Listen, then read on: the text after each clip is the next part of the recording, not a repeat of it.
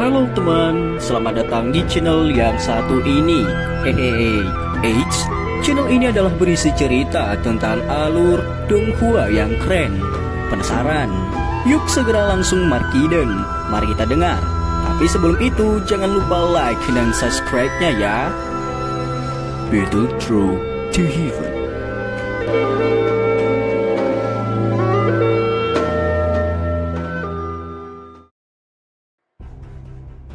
Melanjutkan dari cerita sebelumnya. Sosok berwarna merah yang padat dengan cepat membelah magma dan bergegas mendekat. Setelah hanya selusing detik, mereka menyebar dan mengelilingi Xiaoyan. Ditatap oleh begitu banyak tatapan tajam, itu menyebabkan wajah Xiaoyan menjadi agak tidak wajar. Matanya menatap manusia kadal api terbesar. Tidak hanya ukurannya saja yang lebih besar dari kadal biasa, tetapi sisik di tubuhnya juga berwarna merah gelap. Matanya yang berisi keganasan gelap dan dingin yang serupa juga mengungkapkan kekejaman dan kelicikan yang tidak dimiliki oleh kadal lainnya. Mata kadal api besar itu menatap Xiaoyan dengan sinis. Mulutnya yang tertutup gigi tajam mengeluarkan banyak teriakan yang tidak dimengerti Xiaoyan. Tangan besarnya juga menari di depannya. Xiaoyan tidak mengerti arti yang ingin disampaikan oleh makhluk besar itu. Namun dia tahu bahwa itu jelas bukan percakapan bersahabat. Dia segera berhenti memperhatikan saat tatapannya melihat sekelilingnya mencari tempat di mana dia bisa melarikan diri. Jumlah kadal api yang muncul kali ini terlalu banyak. Bahkan dengan kekuatan Xiaoyan, tidak mungkin dia membunuh semua makhluk itu di magma ini. Makanya dia memilih kabur. Dia akan kembali lagi dan menyelidiki kerangka misterius di dalam penghalang cahaya di masa depan. Pikiran ini melintas di hati Xiaoyan sebelum cahaya perak tiba-tiba muncul di bawah kakinya. Tubuhnya berubah menjadi sosok api hijau giok yang menembus magma dan melesat ke atas dengan cara seperti kilat. Tubuh Xiaoyan baru saja mulai bergerak ketika pemimpin kadal api mendeteksinya. Dia segera mendesis tajam. Ribuan kadal di belakangnya bergegas menuju Xiaoyan dari segala arah. Sosok Xiaoyan sangat lurus saat dia bergegas ke dalam kekacauan sosok yang padat itu. Wajahnya tegang saat dia mengedarkan dauki di tubuhnya secara maksimal. Api hijau giok di tangannya seperti cambuk api di bawah kendalinya dan mengeluarkan angin panas yang tajam sesuka hatinya. Kekuatan kuat dan ganas akan mengguncang tubuh mereka sampai makhluk itu mengeluarkan darah dan mundur. Beberapa dari mereka yang lebih lemah tewas di tempat. Mata dan tangan Xiaoyan bereaksi sangat cepat terhadap kadal-kadal yang mati itu. Dengan tindakan menyambar, tangannya menembus tubuh mereka dan dengan cepat mengeluarkan manik merah cerah, yang kemudian dia memasukkan ke dalam cincin penyimpanannya. Selama ini dia terus menyerang dengan liar. Meskipun ada sejumlah besar kadal api ini, kekuatan mereka setara dengan manusia di kelas Dowling. Dengan kekuatan ini, mereka secara alami tidak akan dapat bertahan bahkan pertukaran dengan Xiaoyan. Jika mereka tidak dapat meminjam kekuatan magma, pertarungan mereka dengan Xiaoyan akan sedikit berbeda dari pembantaian sepihak. Meskipun mereka berada jauh di dalam magma, serangan seperti kilat telah menyebabkan lebih dari 100 kadal mati dalam beberapa menit. Dan manik-manik merah cerah mereka semuanya ditarik keluar oleh Xiaoyan. Sementara Xiaoyan membunuh dengan sangat cepat, tampaknya ada jumlah kadal api yang tidak pernah berakhir. Mereka sepertinya tidak takut mati. Tidak peduli seberapa kejam metode Xiaoyan, mereka tetap maju tanpa peduli dengan hidup mereka. Ini menyebabkan kecepatan lari Xiaoyan melambat. Pisau tajam menusuk dada kadal api yang mencoba melancarkan serangan diam-diam dari belakang. Mata Xiaoyan dingin dan acuh tak acuh dan mengulurkan tangannya dan meraih sesuatu. Manik-manik merah cerah diambil dan ditempatkan ke cincin penyimpanannya. Tatapannya gelap dan padat saat dia menatap kadal api yang padat di sekitarnya. Setelah pertempuran sengit sebelumnya, tubuh Xiaoyan yang sudah menghabiskan cukup banyak dauki terasa agak melemah. Meskipun dia masih bisa bertahan untuk jangka waktu tertentu, sepertinya dia tidak akan bisa bertahan kecuali dia berhasil mencapai magma di mana kadal api tidak pergi. Setelah dokinya habis, situasinya pasti akan sangat tidak menguntungkan. "Sepertinya aku harus cepat pergi," ucap Xiaoyan. Pikiran ini dengan cepat bertahan di dalam hati Xiaoyan. Dia mengambil pil obat dari cincin penyimpanannya yang memulihkan doki dan memasukkannya ke dalam mulutnya. Tepat ketika dia berencana untuk segera pergi, sosok merah lebat itu tiba-tiba berpisah dan membentuk jalan setapak. Kadal api yang tampak kuat mengambil langkah lambat di magma saat dia masuk. Matanya menunjukkan ejekan saat dia melihat Xiaoyan yang keras kepala. Mulutnya mengeluarkan suara yang dipenuhi dengan niat membunuh. Banyak kadal api yang tiba-tiba berhenti menyerang Xiaoyan dan mengikuti munculnya suara itu. Mereka mundur agak jauh dan mulut besar mereka dengan cepat dibuka. Setelah ini magma di sekitar mulai berfluktuasi secara kuat. Ekspresi Xiaoyan tanpa sadar berubah saat melihat adegan ini. Dia secara alami memahami bahwa kadal ini memiliki kemampuan untuk mengendalikan magma dan bola magma ini memiliki kekuatan yang besar. Tampaknya makhluk besar itu mampu memerintah kadal ini. Sepertinya aku harus membunuhnya terlebih dahulu, ucap Xiaoyan. Mata Xiaoyan menyipit sementara dia bergumam pelan pada dirinya sendiri di dalam hatinya. Kekuatan pemimpin kadal api harus berada di sekitar kekuatan seseorang di tingkat Do Huang awal. Namun di dalam dunia magma ini, itu bisa dianggap sebagai ahli puncak di kelas Do Huang. Dengan demikian, akan sulit untuk membunuhnya. Bagaimanapun kecepatan dan kekuatan seseorang akan berkurang di magma ini. Namun demikian ini sepertinya tidak menimbulkan hambatan bagi Xiaoyan. Tepat ketika Xiaoyan sedang menghitung di dalam hatinya, bola magma di mulut kadal besar itu dengan cepat diaglomerasi. Setelah itu pemimpin itu melambaikan tangannya, bola api yang tak terhitung jumlahnya terbang melalui magma dan menembak dengan marah ke arah Xiaoyan ke segala arah. Meskipun Xiaoyan tidak takut bola magma sederhana di depannya saat ini, ada ratusan atau ribuan dari mereka. Bahkan, dia hanya bisa sementara berlindung dalam menghadapi serangan semacam ini. Cahaya perak berkedip di bawah kaki Xiaoyan saat dia menggunakan gerakan 3000 petir secara ekstrim. Gelombang demi gelombang bola magma membawa gelembung magma kehijauan saat melintas. Namun kebanyakan dari mereka dihindari oleh Xiaoyan. Tatapan Xiaoyan menyapu ke segala arah saat dia menghindar. Sesaat kemudian, matanya tiba-tiba menyusut ketika dia menemukan bahwa semua bola magma yang bersentuhan dengan penghalang cahaya transparan di bawah dibantulkan kembali. Tampaknya penghalang cahaya transparan itu yang tidak memiliki banyak kekuatan, tidak sesederhana yang terlihat. Mata Xiaoyan berkedip sedikit saat dia mengangkat kepalanya. Dia melirik kadal api besar itu dan kilatan dingin tiba-tiba muncul di matanya. Tubuhnya tiba-tiba menghilang dari tempat itu. Saat berikutnya dia muncul, Xiaoyan sudah berada di belakang pemimpin kadal itu. Dengan bantuan penyelarasan aliran magma, pemimpin itu merasakan sesuatu saat Xiaoyan muncul di belakangnya. Segera setelah itu mulutnya mengeluarkan raungan rendah saat tangan besarnya mengepal sebelum dengan kasar memukul Xiaoyan di belakang. Bung! Tinju besar itu dipegang oleh Xiaoyan dengan satu tangan. Ketika kepalan dan tangan melakukan kontak, riak kuat dipancarkan dan mengguncang kadal api di sekitarnya sampai mereka dengan cepat mundur.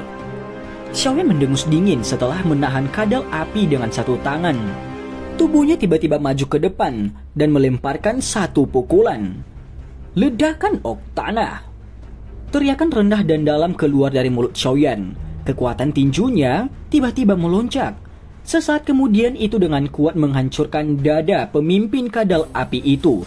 Selama ledakan dahsyat, kekuatan tersembunyi juga diam-diam ditransmisikan ke tubuhnya. Bung! Suara ledakan rendah dan dalam tiba-tiba keluar dari tubuh kadal api. Tubuhnya bergetar hebat saat lubang berukuran 1 inci diledakkan ke tubuhnya. Minyak lengket mengalir keluar saat kehidupan di dalam matanya perlahan menghilang. Dia telah meremehkan teknik Xiaoyan. Tangan Xiaoyan dengan cepat diulurkan ke tubuh pemimpin kadal api setelah membunuhnya dengan satu gerakan. Dia meraih dan menarik dengan tangannya.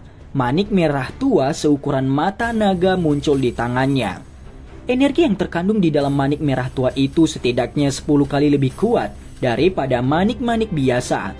Energi afinitas api yang kuat menyebabkan mata Xiaoyan memancarkan kilatan yang tidak biasa. Kadal api ini adalah tonik yang luar biasa dari sudut pandang Xiaoyan.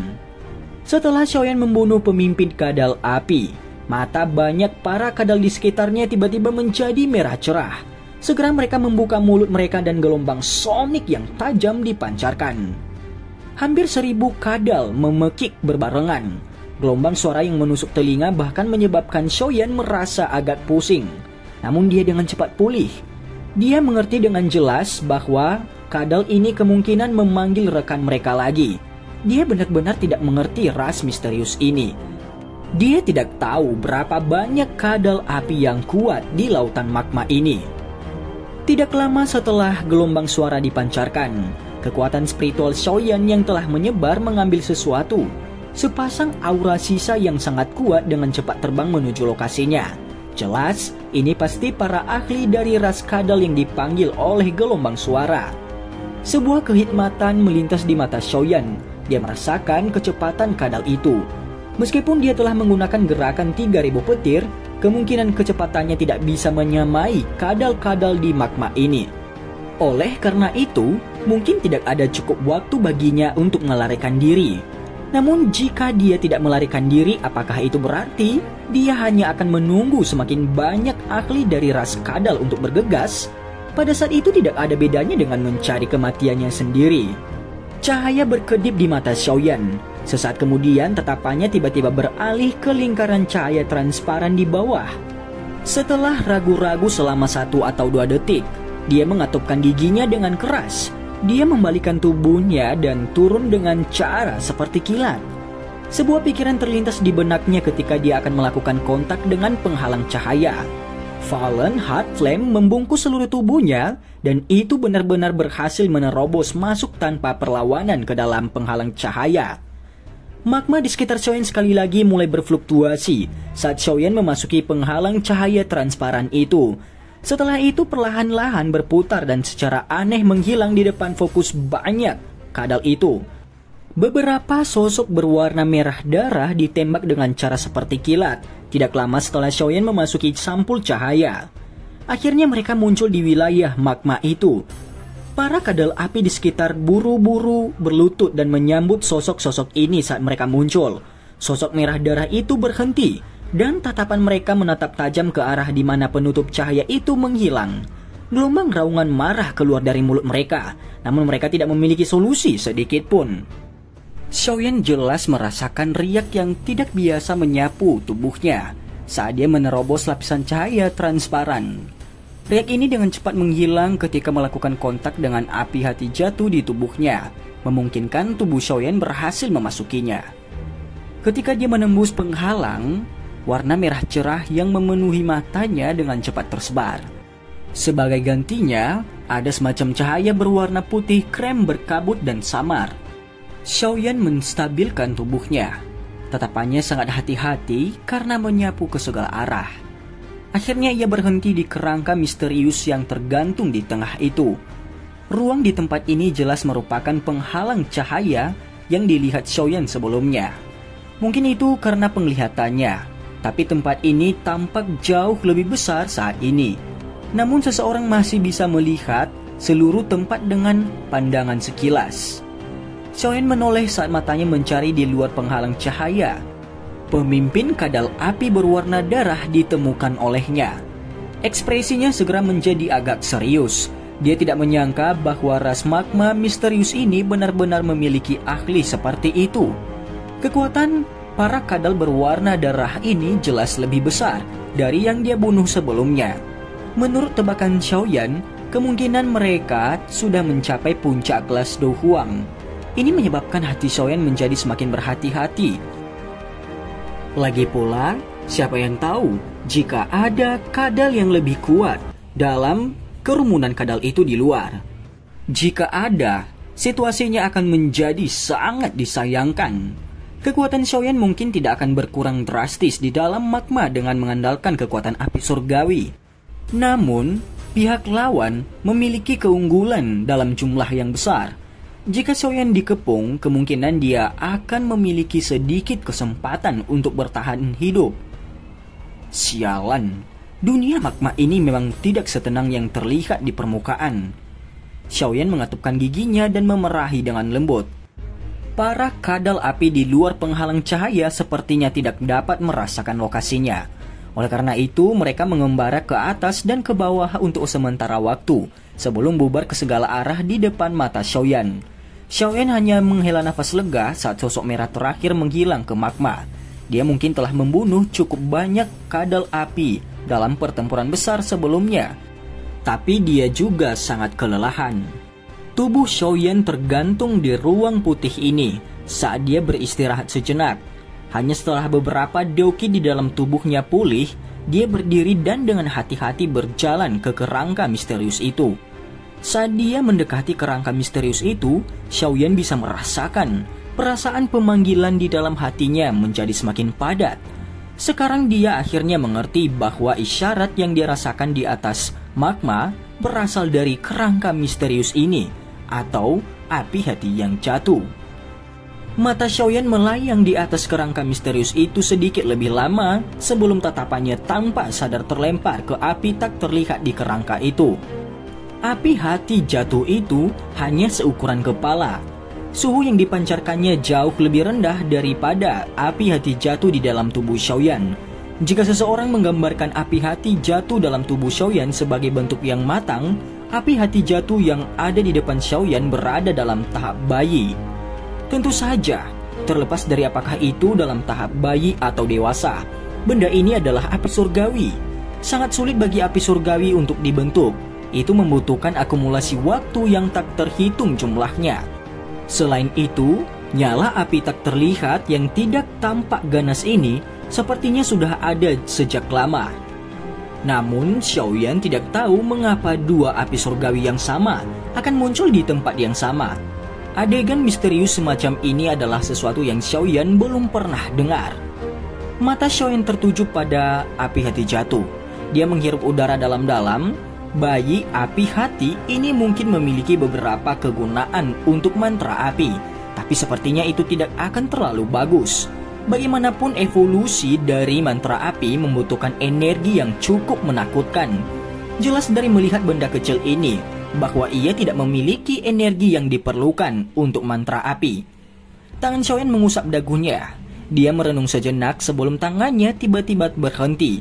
Sukacita muncul di matanya. Bayi seperti api hati jatuh ini mungkin tidak banyak berguna baginya. Tapi itu akan menjadi berkah yang turun dari langit menuju akademi dalam. Begitu mereka memiliki benda ini, menara pemurnian ki api langit akan dapat dibuka lagi. Selain itu, efeknya tidak akan banyak melemah dibandingkan dengan masa lalu. Selama ada jumlah doki yang tak henti-hentinya dituangkan, itu akan memungkinkan aktivasi menara pemurnian ki api langit yang disebut pelatihan yang meningkatkan kekuatan dengan cepat. Dengan demikian, tidak hanya akademi dalam yang mendapat manfaat darinya, tetapi bayi api hati jatuh ini akan dapat berevolusi secara bertahap. Pada waktunya itu akan berkembang menjadi api hati jatuh yang matang. Selain itu, api surgawi yang dipersiapkan sejak muda akan jauh lebih mudah dijinakkan di masa depan. Masalah pemberontakan api hati jatuh yang matang seperti yang terjadi di masa lalu tidak akan terjadi lagi. Seabad kemudian, api hati jatuh yang berhasil berevolusi bahkan mungkin menjadi dukungan yang besar bagi akademi dalam. Bagaimanapun, api surgawi akan berevolusi dan membentuk kecerdasannya sendiri cepat atau lambat. Pada saat itu, akan sedikit berbeda dengan orang biasa. Itu pasti akan melindungi akademi dalam seperti rumahnya ketika saat itu tiba. Akankah akademi dalam tidak memiliki penjaga pamungkas tambahan pada saat itu? Kegembiraan meningkat di dalam hati Xiaoyan ketika dia memikirkan banyak manfaat yang akan didapatnya untuk akademi dalam. Dia selalu merasakan sakit kepala dan rasa bersalah ketika berhadapan dengan masalah bagaimana menyelesaikan sepenuhnya kelelahan dari menara pemurnian ki api langit. Munculnya bayi api hati jatuh ini tidak diragukan lagi, telah menyelesaikan masalah ini. Sedikit rasa bersalah di dalam tubuhnya akhirnya akan lenyap. Xiaoyan tanpa sadar membuka bibirnya dan tersenyum saat memikirkan hal ini. Setelah itu dia perlahan berjalan ke depan. Dia meringkuk tangannya dan menangkap bayi api hati jatuh. Ketika dia hanya sekitar 2 meter dari kerangka itu, cahaya putih terang tiba-tiba muncul dari bagian dalam kerangka putih. Perubahan tak terduga itu menyebabkan Xiaoyan terkejut. Dia buru-buru mundur. Ketika dia baru saja akan melakukannya, dia terkejut menyadari bahwa kekuatan yang sangat besar telah menyebabkan dia tetap diam. Tubuh Xiaoyan yang diam menyebabkan ekspresinya berubah dengan cepat. Cahaya putih di depannya bergoyang perlahan sebelum berubah menjadi sosok manusia tua yang ilusi.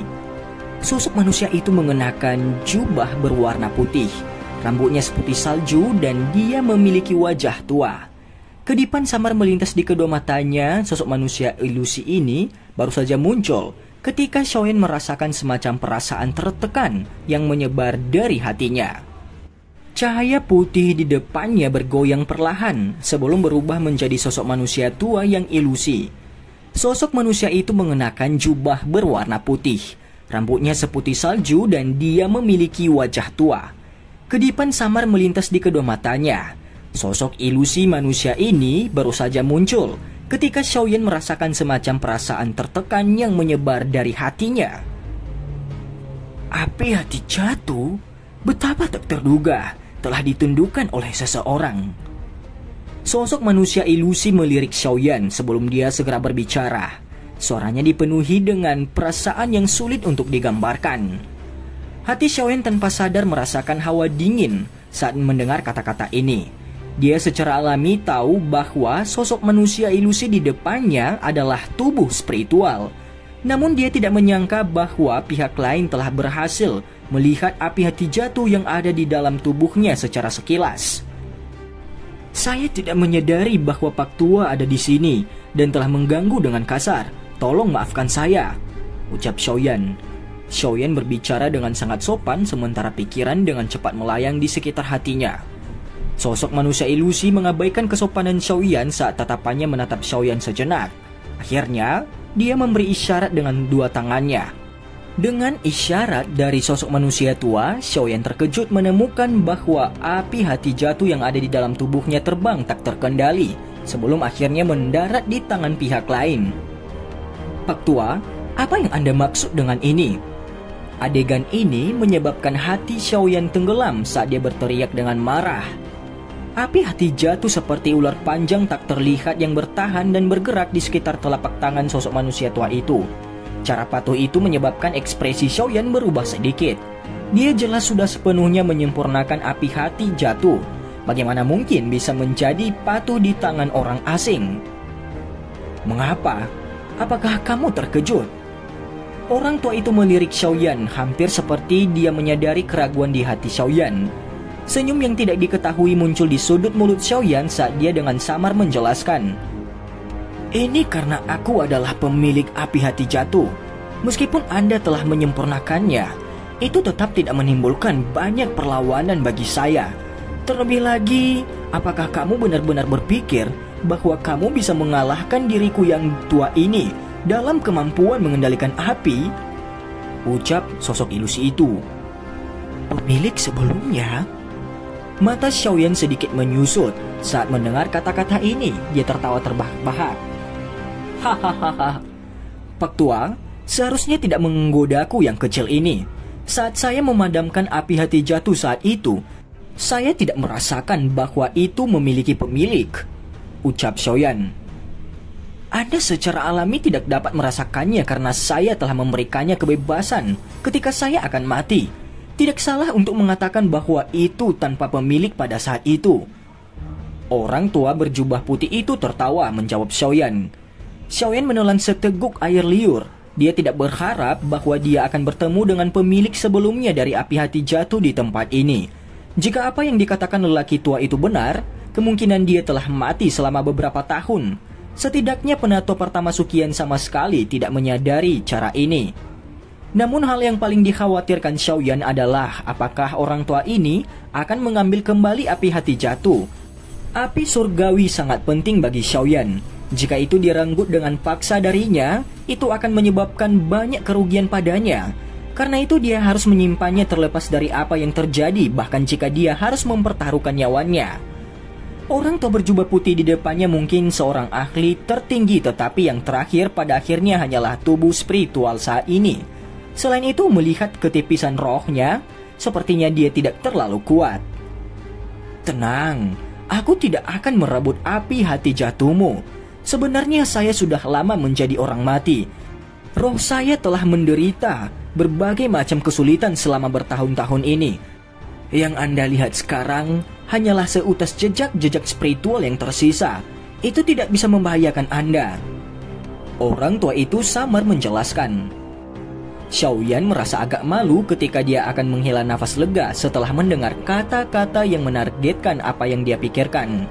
Dia buru-buru tersenyum dan berkata, "Senior ini berbicara terlalu serius. Bolehkah saya tahu nama Pak Tua?" Orang tua berjubah putih itu tersenyum. Senyumannya memiliki kebanggaan yang muncul dari dalam tulangnya saat dia berkata, "Aku yang tua adalah Yao Tianhuo. Orang lain juga memanggil saya Tianhuo Zunze." Zunze? Hati Xiaoyan melompat dengan keras saat mendengar bentuk penamaan ini.